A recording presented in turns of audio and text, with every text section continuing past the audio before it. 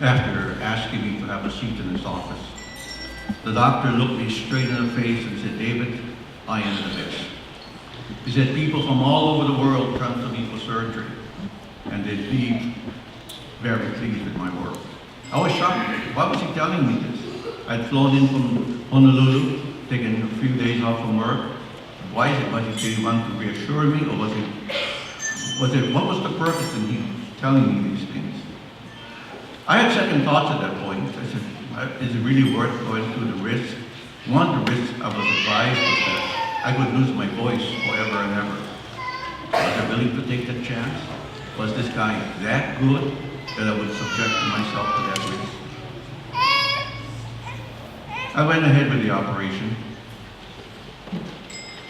But before I went ahead, he looked down at my vocal cords and he said, "You'll be able to talk." My voice had become hoarse and raspy, and I had pain in the right side of my throat. I went ahead with the operation. About 2 hours after surgery, I got up. He came in the room. "How are you feeling?" The raspiness was gone. My voice wasn't hoarse anymore. The pain was gone. I said, "Great job." 8 months later, my voice was hoarse and raspy, and I had pain in the right side of my throat. Do I give him a second bite of the apple, so to speak? What do I do at this point? Do I trust him? Or do I get someone else to do the operation? What would you have done? The issue of trust has been very much in the news the last couple of days. With the grounding of the Boeing 737 MAX 8 aircraft. There's been a lot of debate about trust. Also, not about the Boeing, also about the President of the United States. Do we trust his leadership? God invites us to trust him. In Proverbs, the 3rd chapter, verses 5 and 6, it says, "Trust in the Lord with all your heart and lean not unto your own understanding." Why am I saying these things in connection with the offering? Good question. In Malachi, the 3rd chapter, which we often refer to when we call for the offering, in the New International version of it says, "Bring the whole tithe into the storehouse, that there may be food in my house." And it says, "Test me in this." And it goes on to say that how there won't be room enough. When we give, it's really a test of our faith in God and our trust in him. The church budget has been a struggle the last year, as we all know. We ended the year in the minus $15,500 odd. We started the year with a budget that's 10% higher than 2018, and we ended up in the red of $4,200 for the month of January. What's driving this? I know the students from HMA, Kalamaiki, are here today, but this church contributes 38% of the church budget goes to HMA. It's a fairly large percentage. And then we give 18% of our church budget, and 39% of the church budget goes to HMA. 57% of our church budget goes to support Christian education. And because the church is getting older, the building, physical structure, the cost of operating the church has gone up substantially. Last year, our offerings were on budget, but our expenses exceeded the budget by 10%. So this year, the budget is higher by 10%. To cover what we believe will be the anticipated cost increase. We ask you to be generous in your offering today.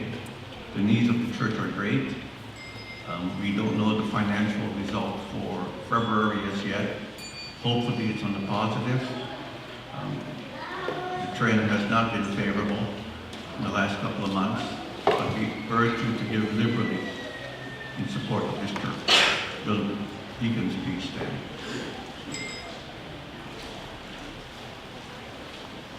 We thank you, God, for the blessings of life. We thank you, Lord, that we have a church to worship in. Now, Lord, we present our gifts, tithes, and offerings to you. Blessed, Lord, that we may continue to witness in this community.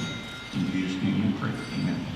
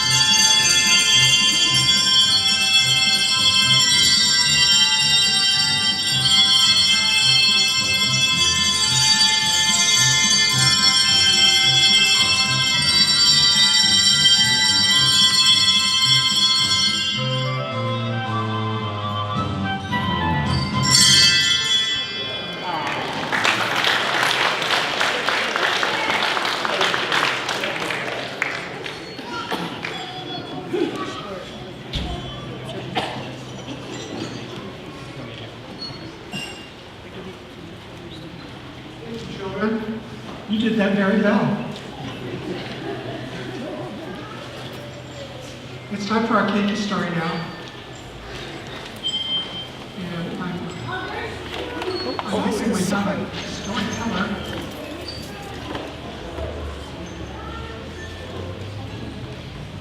Is there Craig Davis in the house?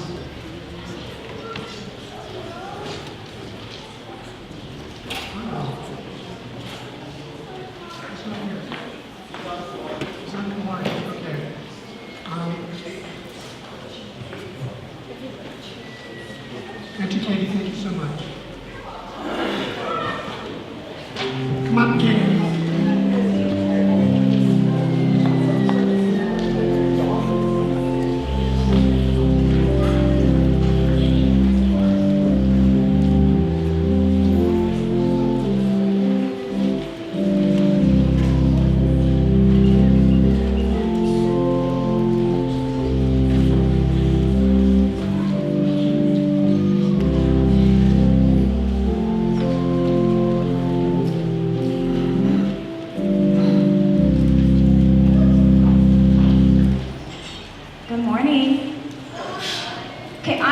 all of the kids, we're going to get the kids over in the balcony to help me too.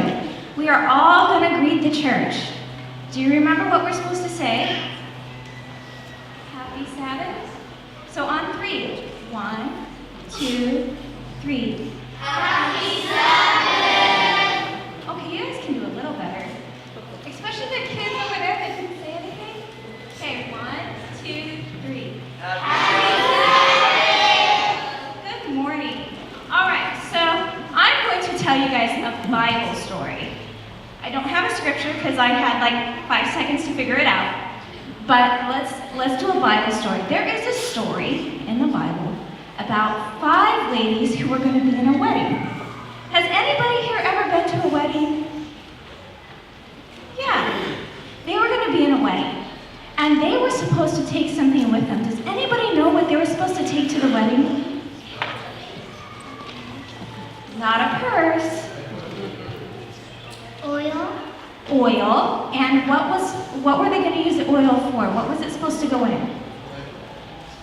Does anybody know what it was supposed to go in? What? No, the oil wasn't going in their hair. It was going in a lamp. They were supposed to take a lamp and oil.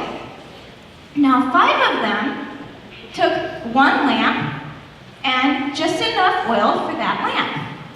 5 more took 1 lamp and took oil for that 1 lamp, plus a little extra, because sometimes, if you've ever been to a wedding, they don't always start on time. Sometimes people run a little late. So 5 of them were very prepared. They took extra. So they were waiting, and waiting, and waiting, and waiting, and they fell asleep. They're still waiting. Some lamps start going out. Oh no! The 5 said, we gotta go. We gotta go get more oil. So they went to go get more oil. And guess who came while they were waiting? Not Jesus, the bridegroom. The bridegroom represents Jesus. The bridegroom came, and everybody went inside. And they locked the doors. And when the 5 came back, guess what? They knocked on the door, they pounded on the door, and guess what? They couldn't get in. They missed the wedding. So this is a parable. Now Jesus is coming to take us to heaven, right? We have to prepare and we have to be ready because we don't know when Jesus is coming. And if we wait too long and we're not ready and we just do what we want, we're going to miss it. And we're not going to be able to go live with Jesus in heaven. So I need you guys to pray and to read your Bibles and to learn all your stories and to prepare your hearts. Can we prepare our hearts for Jesus? Do I have a volunteer for prayer? You know, will you pray with me? Here, you're going to repeat what I say. Y'all volunteers? Oh yes, come. Jesus.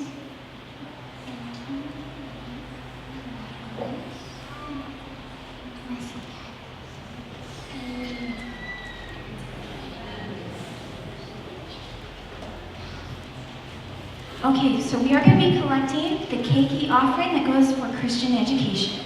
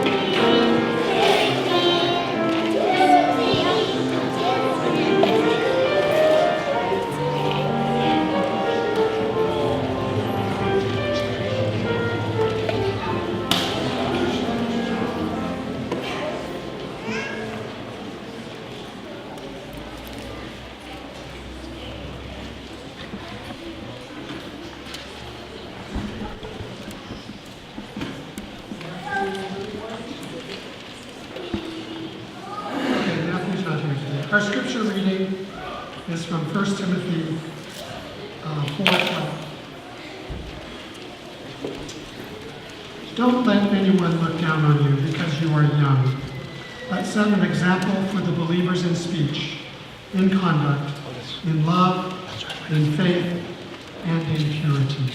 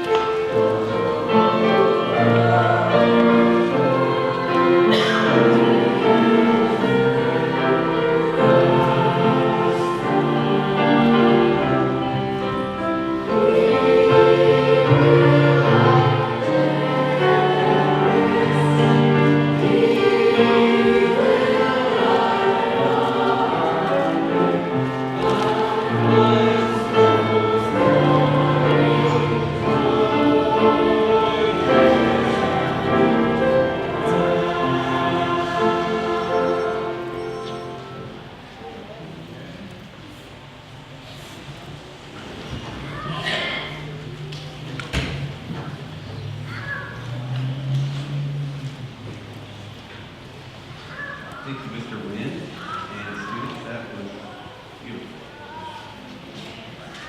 Good morning and happy Sabbath. How are you today? One of you is doing well, thank you. Wow. Shall we try that again? Good morning, happy Sabbath. A few more awakenings, so that's better. I feel like I might have somebody to talk with this morning. I wish you could have been there. It was amazing. And I just can't hardly explain what it felt like to be right there and to see what happened and to experience that feeling. I can tell you it was honestly out of this world. Something I'll never forget. Pray with me. Dear Heavenly Father, we thank you so much for this day. Thank you for our students, for this church, for our families. And we just ask that you would speak through me this morning. May the things that I have to share be from you. Your name. You see, it all started while I was sitting there on the edge of a bench. And of course, lucky me, I got to sit right next to Hank, who's probably the largest kid in the class. And I loved Hank. He was fantastic. The guy was a blind follower. If somebody said stand up, he stood up. If somebody said move this, he moved it. And I'll never forget, the announcement came, hey, we have some new students joining us today. We need to make room for them. Scoot in. And Hank didn't hesitate a second. He scooted in, and I found myself on the floor. And you know what happens to students.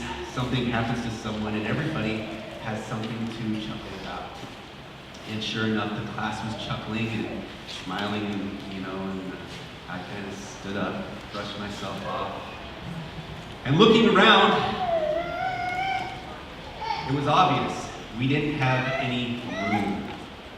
Something had to be done. Luckily for me, I had a classmate that spoke without thinking things through all the time, and they stood up and said, Prophet Elisha, our school is too small. We have to do something. And you have to understand, we love Prophet Elisha. The man, he listened. He cared about us. He took time to hear us out. He mentored us. He guided us. He was a fantastic teacher. And he stood there looking at us. He didn't wait too long until he said, yes, we need to do something.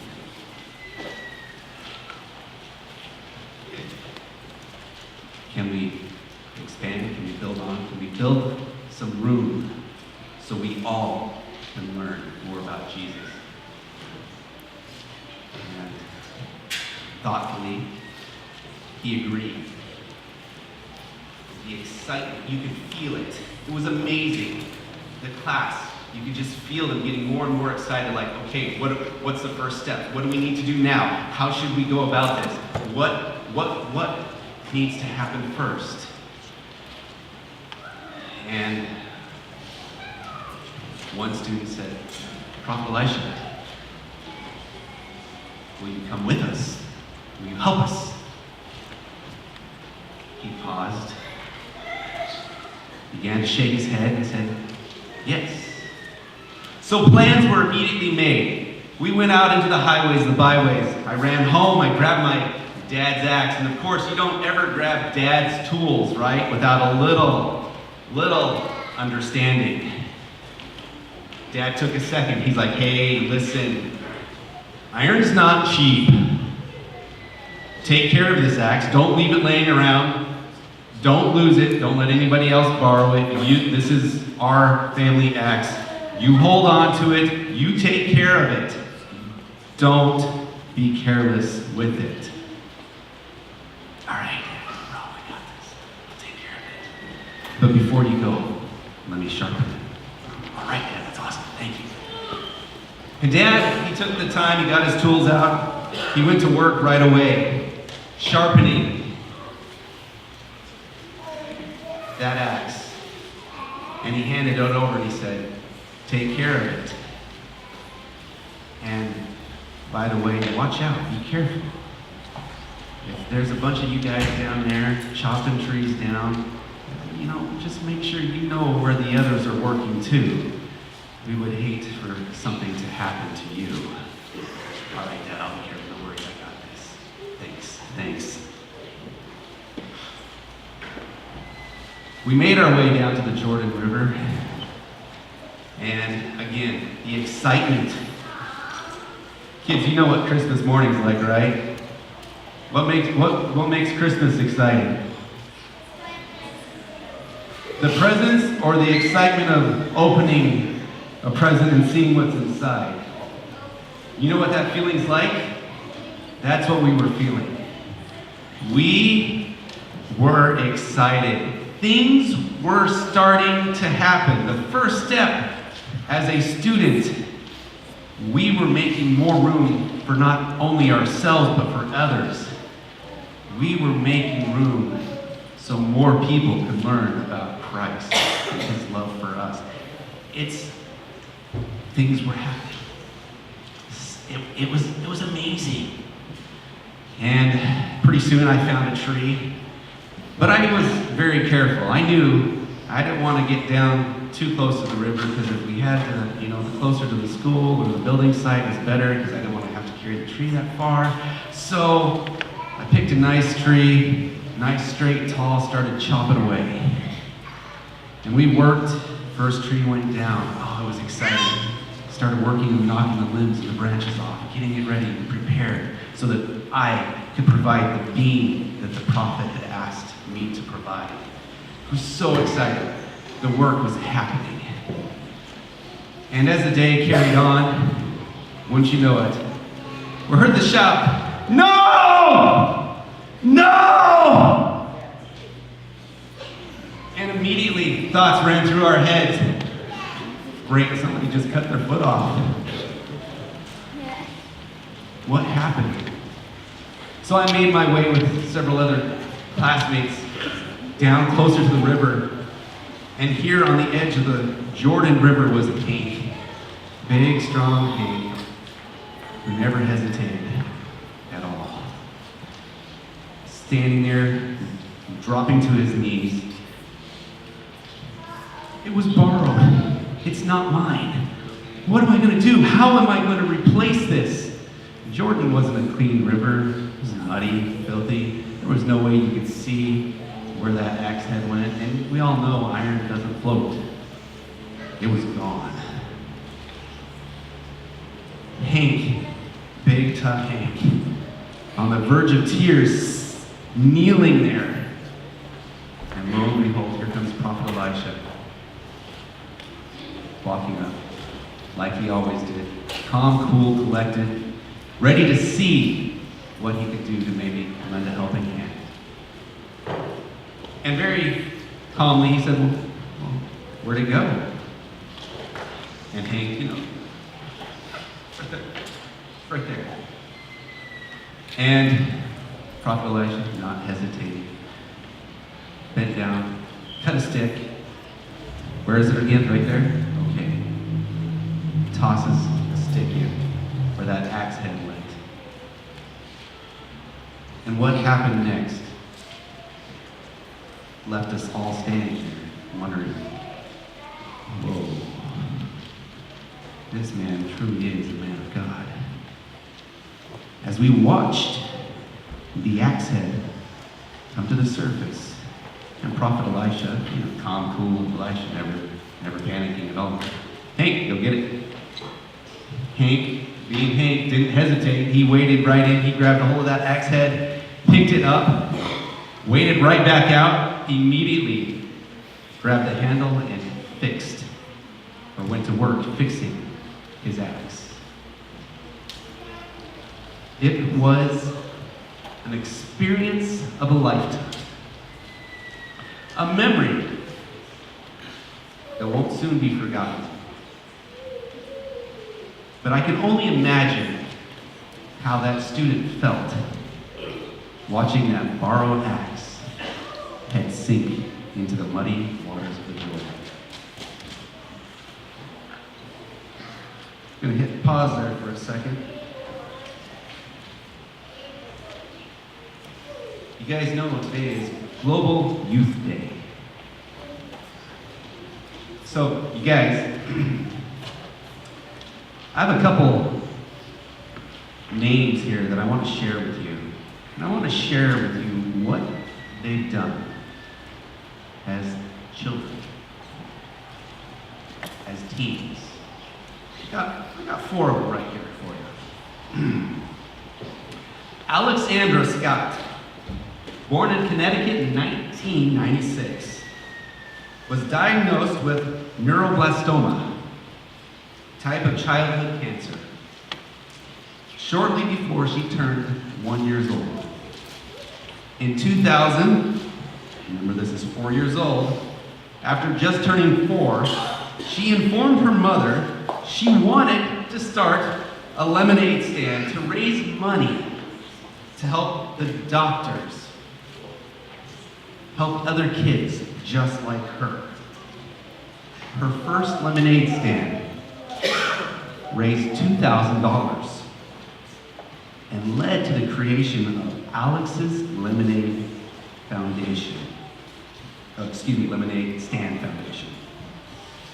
Alex continued her lemonade stands throughout her life, ultimately raising over $1 million towards cancer research. She passed away in 2004 at the age of 8. But today, Alex's Lemonade Stand sponsors a national fundraising weekend every June called Lemonade Days. Each year, as many as 10,000 volunteers at more than 2,000 Alex Lemonade stands around the nation make a difference for children with cancer. He started at 4. That's an impact. Here's another one. 2008, 9-year-old Katie brought home a tiny cabbage seedling from her school as part of a 3rd grade cabbage project. As she cared for her cabbage, it grew to more than 40 pounds. Katie donated her cabbage to a soup kitchen where it helped to feed more than 275 people. Moved by that experience of seeing how many people could benefit from the donation of fresh produce, Katie decided to start a vegetable garden and donate the harvest to feed people in need. Today, Katie's Crops donates thousands of pounds of fresh produce from numerous gardens to organizations that help people in need. Katie, now in college, still finds time to volunteer at the charity. A little bit older. How many of you 8-year-olds have started growing gardens to donate your produce? Things we can do. Louis, this is a little bit further back.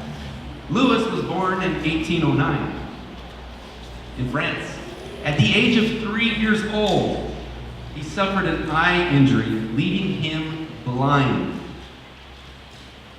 Studying at the Royal Institute for Blind Youth in Paris, Louis invented a system of reading and writing for the blind involving raised dots, which today is known as Braille.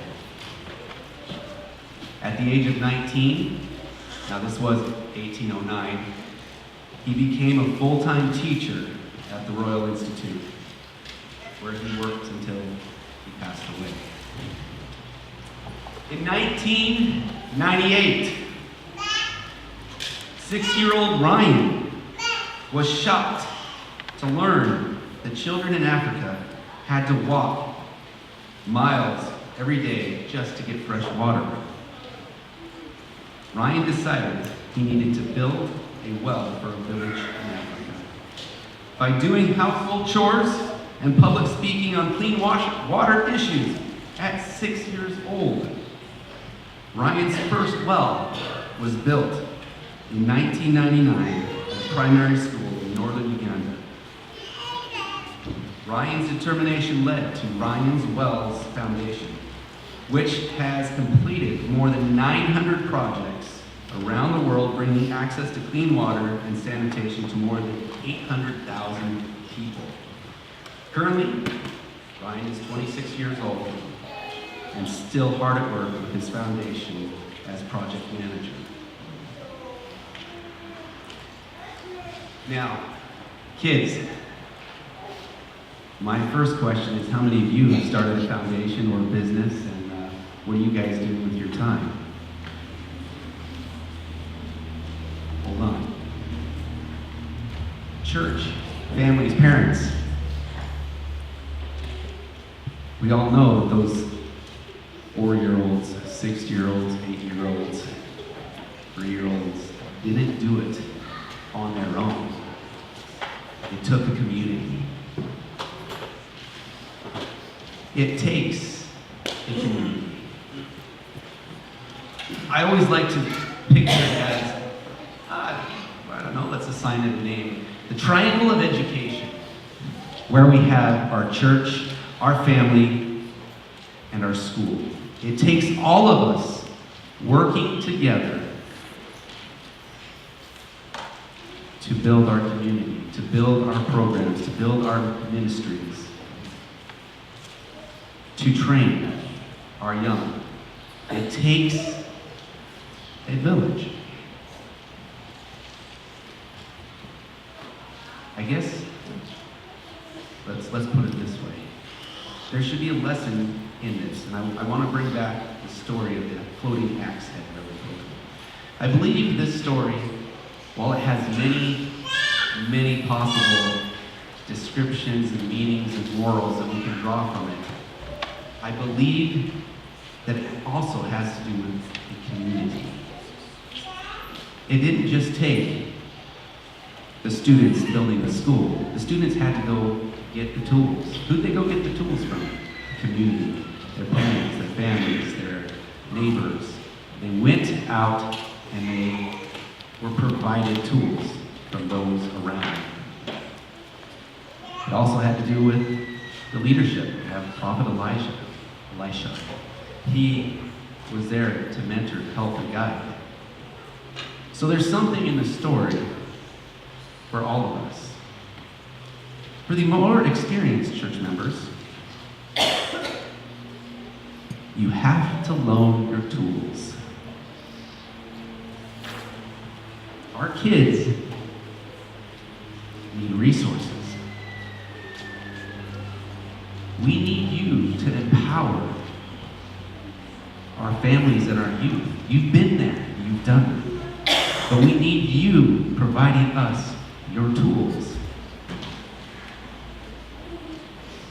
We need you to share. Parents, or those in the trenches, those who get to work with the kids each and every day, we have to keep our tools sharp and ready.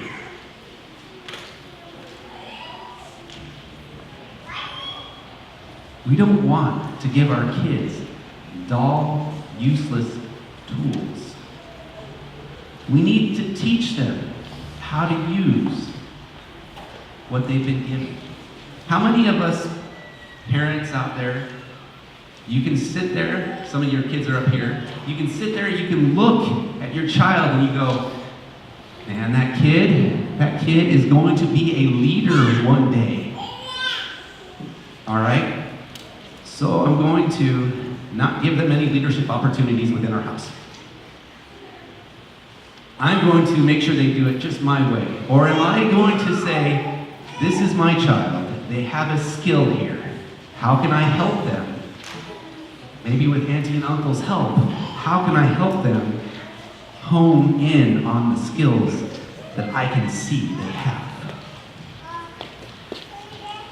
I grew up on a farm. I don't think that's news to many of you. And one of the things that, I don't want to brag, but my dad, at the age of 4, had us out driving the tractors over.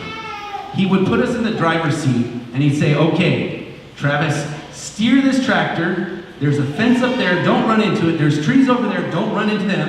And there's a ditch over there. Do not drive or steer towards any of those. There's a field. Point the tractor in the direction of the field, turn the steering wheel. If you turn it left, it'll go left. If you turn it right, it'll go right. Don't run over any cows and don't run over Dad. Simple directions, right? But he didn't just let me get in the tractor one day and start driving. I know I was 4, but it took hours, days, where I would go out and ride with my dad. I would watch him. I would see what he was doing. I would see how he ran the equipment. I would see what he wasn't running over. And then he worked with me. At the age of 4, I fed cows for him. At the age of 6, I was disking. At the age of 10, I could go out and hook up my own equipment And my dad could send me to a field, and he knew I knew what to do. 10 years old, and I was farming with my dad. But it wasn't just, here's a tractor, go drive. It took hours, it took training. It took a lot of, I remember, in fact, the first day I finally told my dad, Dad, I know I can do this. Can you just get out of the tractor and let me do it? Now my dad, most dads are kind of like, oh, ouch. Because I think if my son or daughters did that to me, I'd be like, oh, wait, I'm not ready for this yet. Please, let Daddy have a little more time. You're not grown up yet. My dad, he kind of sat there and just looked at me. And I was like, oh no, I done did it. I just made him mad. I sat there, and he said, you're right. I was like, I'm right? Okay, July 3, 2000, it was right. I'm going to remind my dad of this forever and always. He said, stop the tractor. He stopped. We literally stopped in the middle of the field, and he climbed out. And I remember just sitting there for probably a good 3 minutes, just going, what just happened? Am I really that right? My dad got out of the tractor, and I am now here, on my own, doing this. And I was planting beans. I'll never forget that. Beans. It was about half a mile from home, and my dad got out, and I saw him walking to the end of the field, and I was like, okay, here it goes. Put the tractor in gear, and I drove to the other end of the field. I turned around. I had made a mark driving across the field, and I turned around. I could see how crooked that mark was, and I said, okay, I've got one shot to do this, or my dad's going to get right back in this tractor. I put the planter down. I dropped the markers, because that's what you have to do in order to drive straight. You have these big markers, and that kind of gives you the idea where you need to drive. And I came back towards my dad, just standing there at the end of the field with his arms crossed, looking at me. And I was just like, oh, I hope this is straight. I'm not even going to look back. I'm not even going to look back. When I got there, my dad climbed over the fence and made his way to the tractor, and I was like, no, I messed up. He opened the door, he looked at me, he said, I don't think I was ready for it. I don't think you could have done any worse. You know, I was just like, oh no. My dad stood there in the door going, I don't think I could have drove any straighter than you did right there. I'll be back to pick you up for lunch. And I was on my own, I was going. That feeling was great. I felt kids. You know, when mom and dad let you do something for the first time, or when they let you actually do something, you know how that feels? That's what I felt like. Now, granted, I was probably closer to 14 at that time, but the point is, parents, we want to train our kids, and we don't want to give them dull tools to work with. We want to help them sharpen their instruments. Young adults, I have something for you too. Sometimes you get brought into a situation, you know, maybe it's in church, maybe it's in school, maybe it's in, you know, your first job. You get an opportunity to help out. And you know what? That's exciting. But sometimes in those opportunities, you're handed a stick without an axe. You're not given the tools to do what you think you need to do. Have faith, have courage. God has given you the talents and the skills to do what He's called you to do. He's given you aunties and uncles and parents that can help provide you the resources so that you can take on these new challenges. Because the fact of the matter is, you know, whether it has to do with, I just recently learned this. Some of the Hawaii churches were actually started by, get this, young adults who wanted a place to worship. Now, I'm going to ask maybe some of the 8th graders and some of the teens here, or younger adults, have you started a church lately? Have you started a Sabbath school, a Bible study? God has given you a unique ability. Use those skills, but don't just rely on yourself. Look to those who've been there. Seek counsel, seek advice. But don't be afraid to get in there and work. God will bless you. Kids, now being that this is Global Youth Day, you know this is for you. I see apprehensive eyes up here, and I don't know, you guys can all, they can see you. God has a special plan for each of you. It might be like one of these 4 previously mentioned people, a world-renowned foundation founder.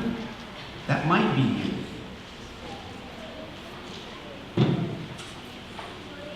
A leader of a Fortune 500 company might be you. A preacher, a teacher, a businessman or woman. God has a plan for you. But as you are preparing, God also has little jobs along the way for you to do.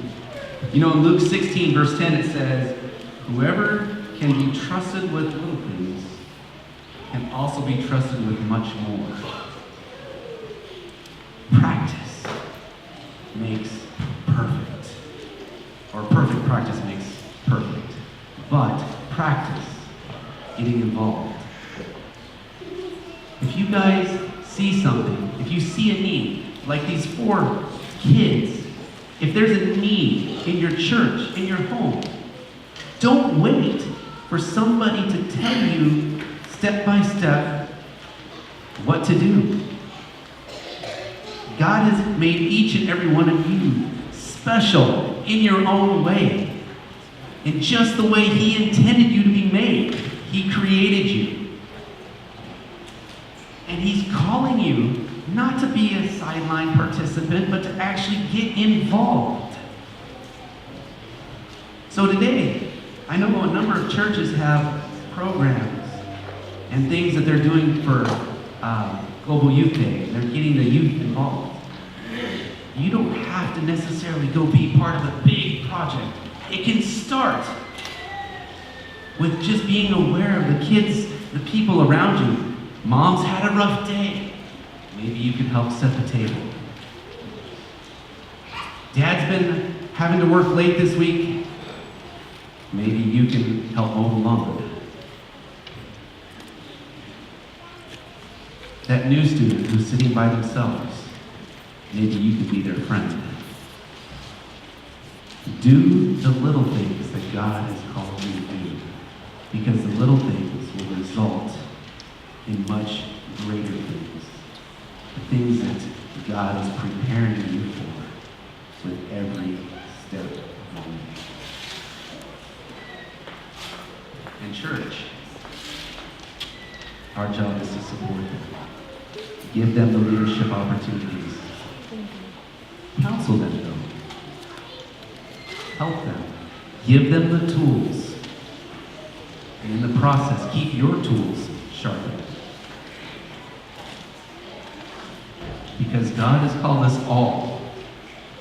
He's called our community to a work. And He's loaned us these tools for the time being. And one day, we will all get to give a little report on how we use those tools.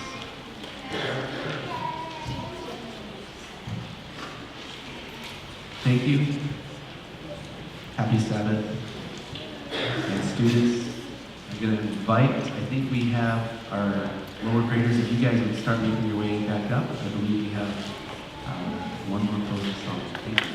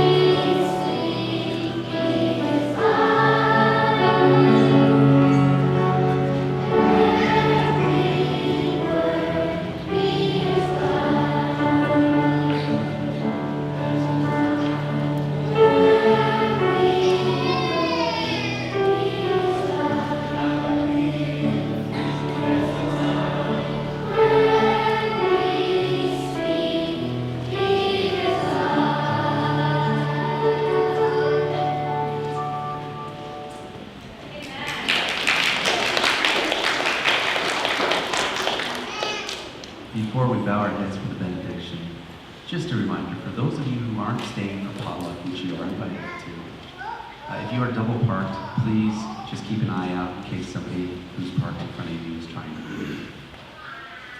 Church, I have one more challenge for you. You see the kids standing here before you. And I see other kids out here too, so please feel free to not just look forward, but left to the right. We are a community of believers. And it is our job, we've been called to minister not only to others, but to each other. We thank you for all of your support at Columbia Key. We could not do what we do at the school without this church's support and our other constituent churches' support. We want to thank the parents for their daily sacrifice, getting through traffic, the tuition. It's not easy. But we are grateful for the community that we have been blessed with. So thank you for all that you do, for making that 38% possible for us. But I still would like to ask for your prayers. Pray for our youth. Pray for our young people. What you're looking at is the future of our church, our future leadership. And that's what we strive to do at our school. Not just create learners, but leaders for Christ. Bow your heads with me. Dear Heavenly Father, we thank you so much for our youth, for our churches, for our family, our school. We appreciate and thank you for watching out for the little things in our life, for the big things, and we just pray and commit our kids to you. Help us to sharpen our tools. Help us to share our tools with this group of young people so that they can one day take a hold of the reins of leadership and advance your work. We love you. In your name.